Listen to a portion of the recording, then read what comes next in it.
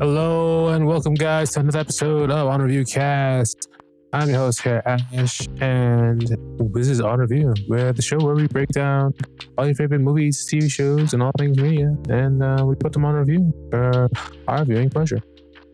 Today, we're taking a look at Interview with Vampire, Season 2, Episode 4. Let's get into it. And just like every other episode, guys, we are going to start this episode off with our episode breakdown courtesy of fandom. I Want You More Than Anything in the World. It's the fourth episode of the second season of Interview with the Vampire and the 11th episode of the series overall. There, June 2nd, 2024 on AMC and AMC Plus. Synopsis. The coven questions Louis and Armand's special relationship. Claudia finds a new friend. Let's get into it. So, this episode kind of starts off with the whole Claudia is now a part of the show, and I must admit that starting this episode, I was kind of like, well, what the fuck? This is the weirdest. I mean, like, if you thought, like, and obviously, spoiler alert, guys. If you've never seen this episode of OnReviewCast of Interview with the Vampire, season 2, episode 4. Spoiler alert and spoilers galore coming up within this for sure. But upon first watching this, there is definitely seeing this for the first time. This episode is like a what the fuck moment, and it's such a like what the fuck moment that like when they play the clip of Claudia in this dress and Claudia for giving this performance, they cut back to the actual interview with Malloy, and Malloy also has this face of like, you know, well, what the fuck? Honestly, what the fuck is this? It's weird. It's weird, man. It's so weird, honestly.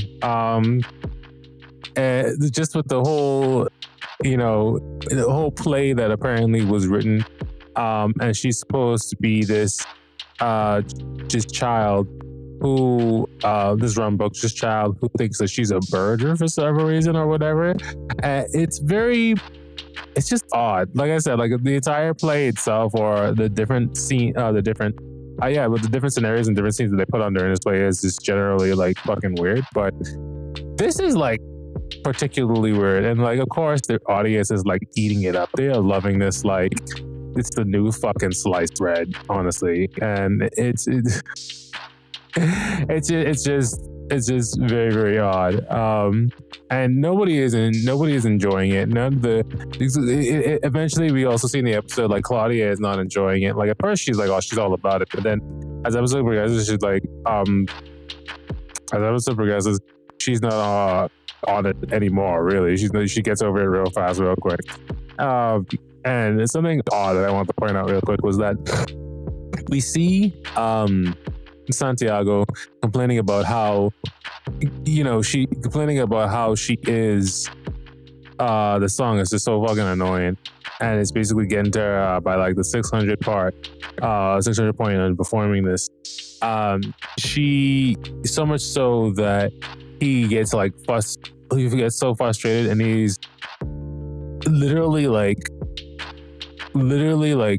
cursing at the stage and at the audience and at the situation, but he has had this song over and over again, almost to the distress and dismay of like, you know, like Claudia as well. And you can see it in all her mannerisms, and she's just lost the fever for it. But the audience is eating it up, and is living so lively. And it's during this time that, you know, even like I was saying before, even Santiago is getting fiercely fed up with the situation, and to the point where he is trying to enjoy a blowjob in peace within the staging room. Like this vampire chick is like sucking on his dick. While he has to listen to it, and he gets so frustrated, he's like enough, and he just leaves. And I didn't notice it. Let me know, guys, if you notice it. But like, and I didn't notice it. I didn't see the girl under the table. Like he just like full on just getting a blowjob from this girl. I was so focused on everything else that was actually happening. On review, when I went back and I saw it, I was like, oh, Felicia was being performed on him. I was like, oh, shit. But yeah, so suffice it to say, everybody is, including Claudia, is getting perversely fed up with this play now, and she expresses this to Armand, and upon expressing this to Armand, this is the point where we see Santiago, and literally Louis even says it inside of the show as well. Santiago wants Armand's job. He wants to replace Armand. He wants to be the new, they call them maître or whatever that means, French or whatever. But he points out the fact that, you don't want to punish Claudia, but look at Louis. Louis just sits around reading his books all day. He doesn't take part. He isn't really a part of the coven when he shouldn't necessarily be. He shouldn't be here if he's not, a part of the coven. He should be dealt with. Saying that, i.e., he should be dealt with as in like killing him.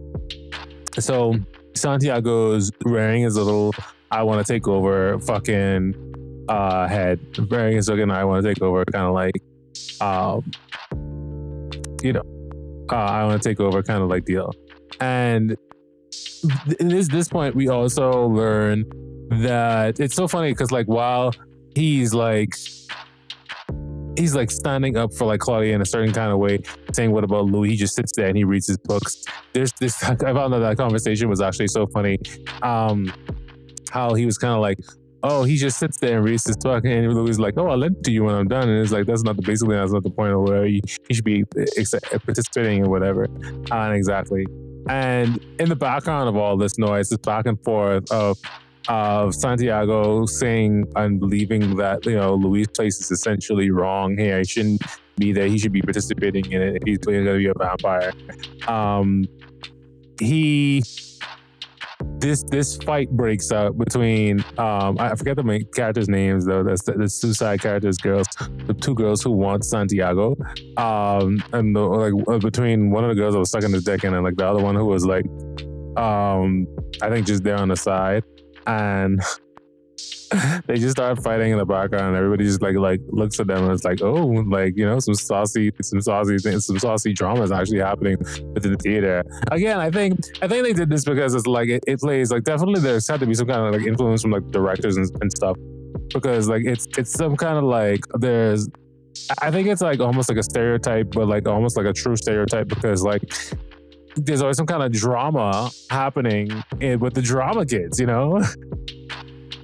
There's always drama within the drama, baby. Like, you know what I mean? Drama within the drama kids, and they're so dramatic, and there's always some kind of.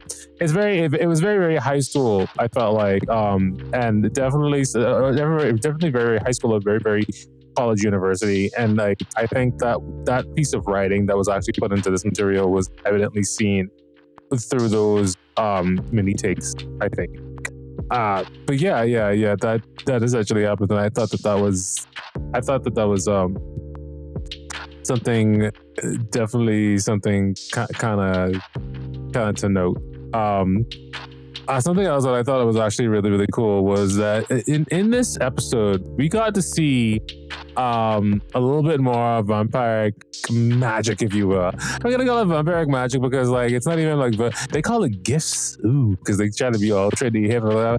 It's just kind of like when you I feel like, let me know guys if you agree, when you write a story, or when you're creating a world, or when you're presenting any kind of material to anyone, I think words matter. The vernacular that you choose to use, especially when it comes to the supernatural like world and describing like what things are, they matter. Because like if you make it too play or make it too like fiction, or maybe you go a little bit over the top, no one's gonna take this shit seriously. They call it gifts. I guess that works. That's kind of enough. Like we'll give you another example. Like in Smallville, the story of Superman coming up as a child, or more of like a teenager in his teenage years and interacting with people. They used to call Clark Clark, they used to say Clark had his abilities. They used to call it his abilities. And they, instead of using powers, right? Instead of powers, they say abilities. Instead of, you like Lana, instead of saying the word like, or you like her, or you're in love with her, they would say something like, oh, Clark has feelings for her. Words matter. Words matter. That's all I'm trying to say. Here, the words of they use the words, oh, they have gifts. It's okay. It's an okay term. I probably would have gone on that. It's a bit bookish, but yeah. Anyway, so these gifts that that Armand basically displays, we said a little bit with the vampires in general basically have. We said a little bit more of them getting a little bit more liberal with it. There's a lot more flying in this episode, which I'm not necessarily a fan of. But we see Armand, it feels, let me know if you guys caught this, during this episode, they go out to dinner and Claudia is there all dressed in her attire from the play, apparently, because she's not feeling it anymore. Armand has commanded her to wear this dress 24/7, no matter what, and so she could relate more to the character, even when she's apparently basically not on stage. So she's there, and the entire coven is there. They're all sitting down to dinner at this big table, and her and Louis are essentially having a conversation. And when Santiago stops, he essentially starts to mock Louis for whatever reason, because again, Louis is so free, and it doesn't seem right that his maker was destroyed and Louis so free. Santiago and Louis basically get into it, and they end up fighting, and Louis literally ends up holding Santiago's tongue like essentially hostage at the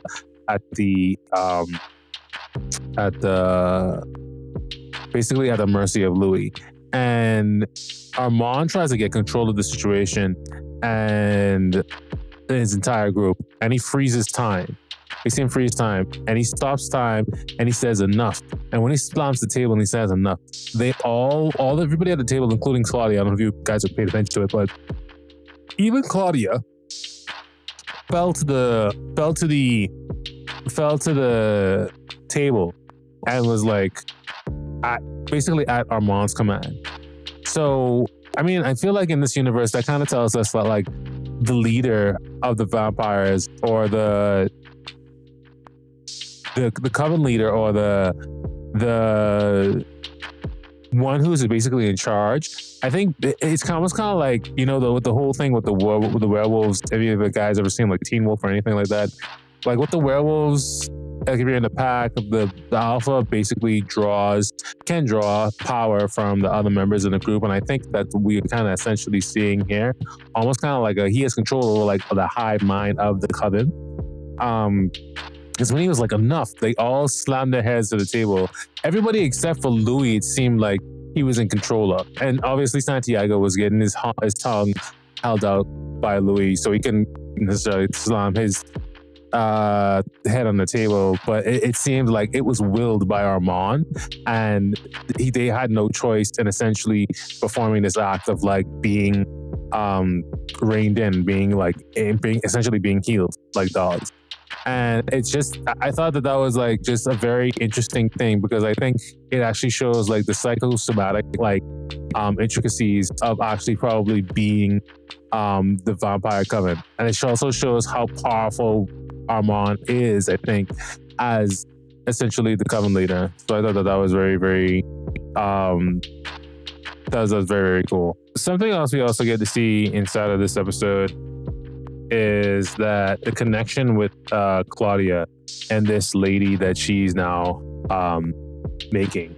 Now, if you guys don't know about this situation that's supposed to be happening with this lady, is that this lady is supposed to be, the companion that Claudia has been searching for a very, very long time. Louis has Armand, and Claudia and Armand are Claudia and Armand and Louis are a thing, and they have their romance, or et cetera, et cetera. But you could obviously tell how she's shaped and how she has like red hair, who this character especially supposed to be, and what's supposed to happen within the movie. within the series of this character. It's also a little bit of a spoiler alert. We kind of already know what kind of happens to her. And essentially what happens is that she is supposed to become a vampire. And she is supposed to be like Claudia's like new mother. And Claudia is essentially supposed to turn her. Now, I bring this up because if you remember from last episode, this is one of the rules that that's something that they're not supposed to do. Only the coven leader, you're not supposed to turn people without the permission of the coven leader. So I wonder how that's gonna intermingle and intertwine in terms of like bringing that situation to life, because like I said, like that's not supposed to happen, and I feel like they're gonna. I'm gonna speculate, like they're gonna do it in a way where she does it, and she's essentially responsible for creating a vampire, and they're gonna use that as a charge to basically get rid of Claudia. So, yeah. It's but the thing is, I wonder how they're gonna do that too, because if you also notice in this episode, Santiago and Claudia, right? And we've seen several episodes as well. Santiago and Claudia actually have a really good relationship. Unless they're choosing to go a different route with it. Similarly to how they went with, in Smallville. Even though, it's okay. I'm just relating it back to Smallville, guys. Like Smallville, Lex Luthor and Clark Kent. So in the comic books, Lex Luthor and Clark Kent was always enemies. Lex Luthor, Clark Kent, always enemies. But in Smallville, they did something a little bit different where they actually started these two off as like friends. And they were like, oh yeah, they were cool with one another. At one point, they were friends and they were getting along and they were like all chummy. And at one point, like they became sworn enemies. And then after that, everything just went down after that. I wonder if they're going to do the same thing with Claudia and Santiago. Because right now, it's almost like, or not so close. They're not like super duper close. But I feel like it seems like it's a far cry away that Santiago would, hurt Claudia in any kind of way, because they seem to have a more of a mentor and a student relationship to that of just like friends. So it's more like, yeah, like they're friends. Like, well, they're familiar with one another. They're cordial, kind, and respectful of one another, and it feels like I said, like a mentor relationship, and I guess almost kind of like, you could say maybe kind of like friends. But I can't see, at this point in the story, I can't see Santiago leading the charge as he did within the movie to basically I can't see Santiago leading the charge to basically cause Claudia and her companion's demise, how we basically essentially see in the movie. It's hard to see that right now. It could still happen, but I'm interested in going forward to see how they will progress and actually see that through. But yeah, that was just something to note that I pointed out, and I saw more and more within this episode. I see Santiago and Claudia getting closer and knowing their fate. I'm wondering how they're gonna basically pull that off. And while we see, Claudia getting close to this lady in this episode, she, like I said, she's the one. She's supposed to get turned by Claudia. We also see Santiago being, like I said, showing his ambition for coming for Armand's position of coven leader by following Armand and following all these other characters around and getting information. He's being sneaky, right? He's so fucking sneaky, so goddamn sneaky. Why is he so sneaky? Why is he so sneaky? So goddamn sneaky. God. Anyway, so Santiago's being sneaky. He's following these characters around. He's gaining information. So when he actually plays his hand, it's as strong as possible. And one of the people he was actually following, is so funny at the time, was Claudia. And after seeing her companion, her soon-to-be companion, Armand basically finds them because I guess she skipped her cleaning up after the rehearsal, cleaning up after the performance one night, and she was hanging out with her companion, her future soon-to-be companion, and someone ratted her out and told Armand about it, told Daddy about it, and Armand found her and basically scolded her and took her back to the coven to basically essentially clean up. But as he's scolding her, and telling her like, look, I could kill you. I could have killed you. I should probably kill you for what you've done so far, X, Y, and Z or whatever, and sends her on the way. Out of nowhere, this motherfucker pulls his hand back and grabs this space. And I was like, oh, what the fuck is he doing? And I was like, wait, who is this? Who is this? Who he has? I was like, oh, it's fucking Santiago. Of course. I'm not surprised. So Santiago has been keeping tabs, it seems like, and is keeping tabs on everyone throughout this entire venture. And I find that rather hilarious, if I'm being honest. I find it rather hilarious because, like I said, when he essentially finally does make his move, I guess, affirmation is power. When he finally decides to make his move, it'll definitely be something to be of note. But yeah. Just like, it was very interesting. I was like, what the fuck is he doing? I was like, oh, he has someone. Who is this? I was like, I bet it's Santiago. And I was like, oh, it's fucking Santiago. Yeah. So that was just a little tidbit that I found that was actually kind of really interesting. But yeah, getting back to these gifts, a little bit of a segue though, but getting back to these gifts though, Louis now has the power of fire. So clearly, during their, many love entanglements, many love sequences, obviously Armand. I think that's a bigger theme though. We see Armand sharing a little bit more than Louis in his attempt to get closer to him and to be and to show that he wants that love from him and he wants to share and be in that love with him. He shares a lot with him. He shared the fire gift with him, and that was evident because Louis was actually walking around by himself, and Armand was like nowhere to be seen. And this was before Claudia came in and like basically like yelled at him. And he was looking around his pictures because he didn't think that essentially that they were good enough. Or the guy previously was telling them before like they weren't good enough, and he was getting essentially pissed off at him at that situation. Don't worry, man. We've all been there. We work on different art projects, and it's just maybe it's not there. It's not there. You know, maybe if it's not there, it's not there. So as he's walking around, he's just setting shit on fire. So obviously he has the fire gift now. The fire gift. Ugh. Anyway, the vernacular in this series, very odd, like I said.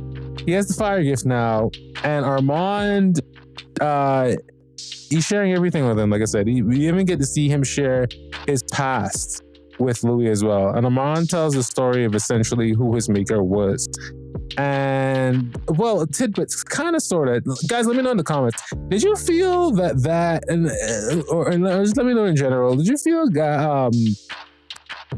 that essentially it was sort of weird how he told this story of like how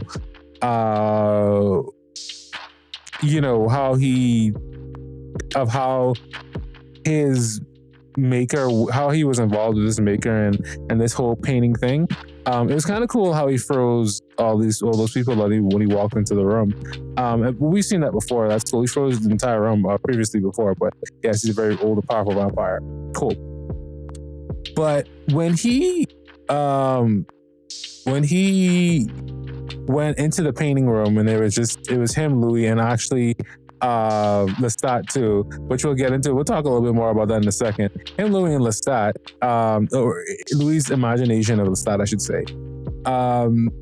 It was all three of them, and he starts to basically pour his soul and express to him essentially how he was turned and who his maker essentially was, and how he was, from what I understand, thrusted into slavery, but he thought he was going somewhere to work from his parents. And it was a weird way that they chose to tell that story. And like I said in the comments, let me know if you agree. Like, this story wasn't very, very straightforward. Maybe it's the way that they presented it to me. I didn't quite get all the nooks and crannies as I would have understood. The main takeaways and the main key things I think I got from it essentially was that, okay, Magnus, again, who was real, who turned Lestat, who killed himself. Eventually, he was the coven ruler of Paris in that area. But after being turned by his maker,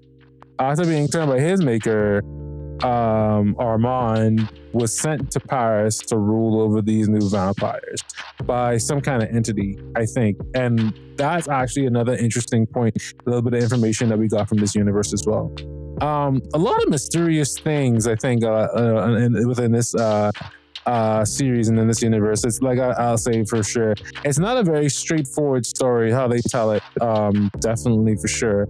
And certain things I think you have to definitely pay attention to if you really want to get the entire scope of essentially what they're going for. But also, from what I understand, like I said, like it wasn't very clear to me. He was sold to these people, and when he got there, his maker was a painter, and he had hesitancies about turning him, and he did eventually turn him. And like I said, I think it's a big conglomerate, and then it's essentially him. This is why he was sent to Paris, but it was kind of vague. Or left out the interpretation what actually really made what happened to his maker. I think he died or something. Like it was just very, very. I didn't quite catch that. But anyway, let me know what you guys think about that whole sequence of how Armand was trying to share a part of himself, essentially. With Louis. Yeah, let's also talk about real quick the Lestat in the room, shall we? Let's talk about the Lestat in the room. So during these episodes, I don't know if we've really touched on it too much, but Louis has been psychologically seeing Lestat, and it's been fucking weird. But also at the same time, I kind of like this idea of them doing this. I like this idea of them doing this because like it be like that though. It be like that though. Yeah, so when I say it be like that though, I guess what I'm trying to say is that like when you're going through, we've all probably been there, we're going through definitely something rough emotionally in your life, whether it's heartbreak or whatever it is, that you're going through, you're gonna have some damage, you're gonna have some scars from it moving forward. And the fact that he's actually seeing Lestat is the scar, right? It is the damage that he's taking and he's been taking it's the damage that he's been taking for after breaking up with him, after killing his lover. He's seeing him and he's hallucinating him despite falling in love with this new man, and it's definitely a conflict. Like I said, like if anybody who's definitely they wrote that, I think I enjoyed that idea that they presented within this whole being haunted by a past love while being in love or trying to be in love with this new flame. Because like if anybody who's definitely been there, who's felt that, like that was spot on. That was they definitely got that there. But it's not really Lestat. But as you're watching it though, that's the thing. As you're watching it, you're questioning. I was questioning. Is this real? Is it really Lestat? Is it really Lestat in his head trying to get to him? Trying to be so vividly interacting with him and having these like long conversations. Because I even up until like the entire episode, up until then I wasn't sure. Because what I was thinking in my mind was like, I was like, okay, it's a 50-50 chance that this guy is actually there, because they brought something up in the beginning of the episode preview. They were like, oh, and we know that like Lestat was the hugest fucking liar. It was they played the scene of like, oh, like if I make you, or if I turn you into a vampire, I can't necessarily read your mind anymore. That's one of the things that we sacrifice. I can't read your thoughts. But we still don't know if that was one of Lestat's many, many lies that he basically essentially told Louis. Because back in season 1, he told Louis that the flying gift or the other tricks that the vampires essentially had, he held them really close to his heart. He played it really close to his chest. He didn't necessarily tell Claudia and Louis about all these other tricks because he didn't necessarily want them to get as powerful as him or to be or to know all these other things. He was trying to use it as a tool to manipulate and basically control them.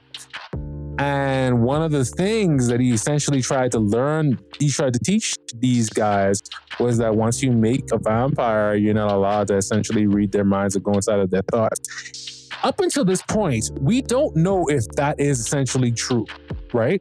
We don't know if that's true. We only assume that that's true because Lestat said it. But like Claudia said, like one of the best things that her maker ever taught her to do was how to lie. Lestat's a very, very good liar. So, I mean, a part of me feels like, right? A part of me feels like this might have been him.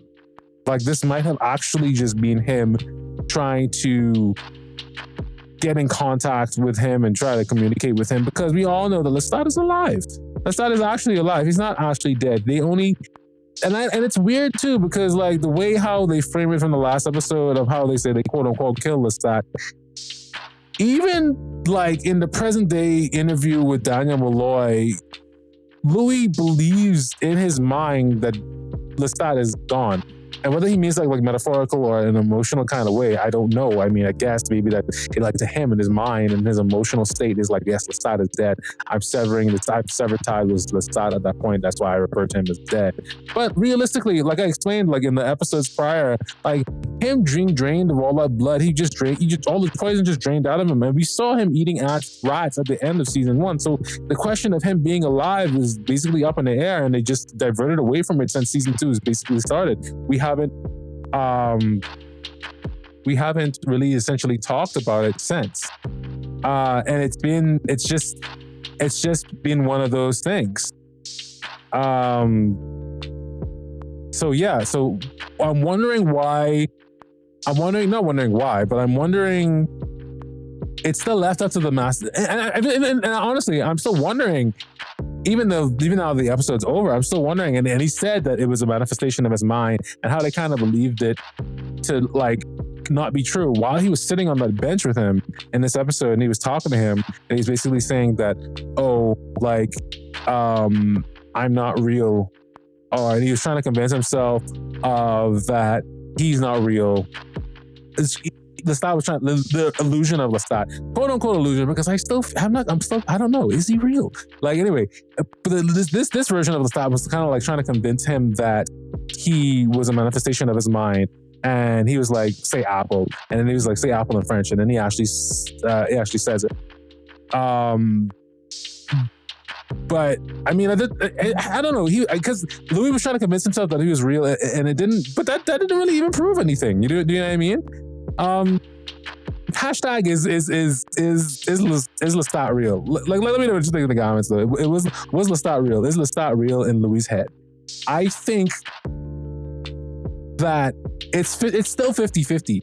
It's still 50-50. I don't know if he's real or not. And it was just kind of like, it was kind of wiggy. But if he was real, they're trying to incept his mind. Do you know what I mean? He did. It seems like he severed the ties, and he erased his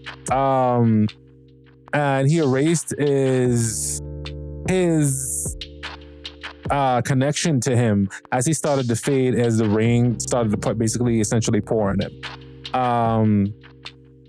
So that's basically what I essentially got from that scene. But very interesting, very, very interesting concept and very interesting idea. And the question of essentially, is he